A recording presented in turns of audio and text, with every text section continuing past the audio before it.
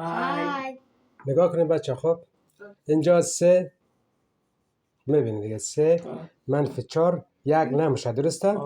شما با 2 حرکت یا با 1 حرکت کاری کنین الان فرق نمیکنه چه محو میکنین چه جمع میکنین. خب ولی اون درستش کنین.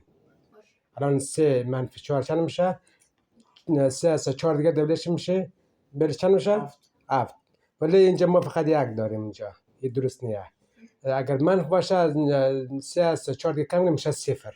الان هر کس که برنده شد یعنی 100 لیره 50 لیره جایزه میگیره. از 50 لیره من اینجا میلم. الان دیگه شروع کنین آردیشیم.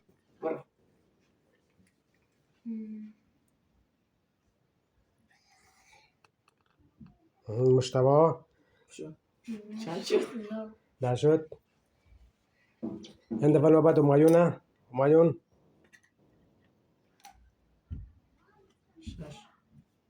نه اشتباه است. 7 میشه و چه؟ شروع کن.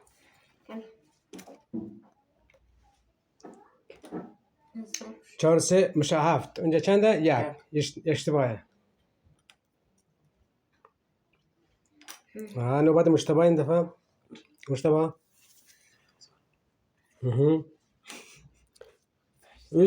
اشتباه است. خب دوباره چیزایی خب شروع کنین.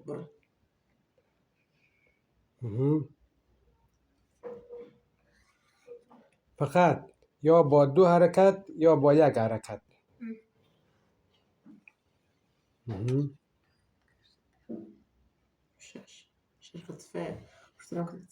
نه اشتباه است.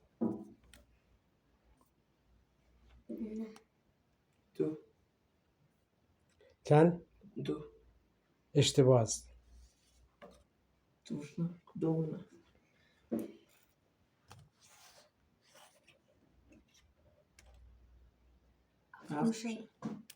نشد.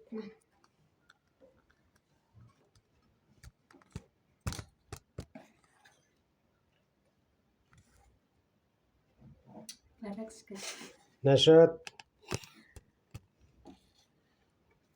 کنه اشتباه است که باید ما برو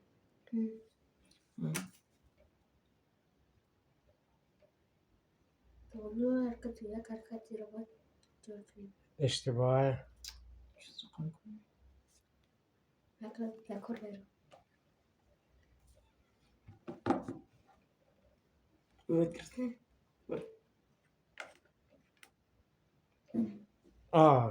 درست شد.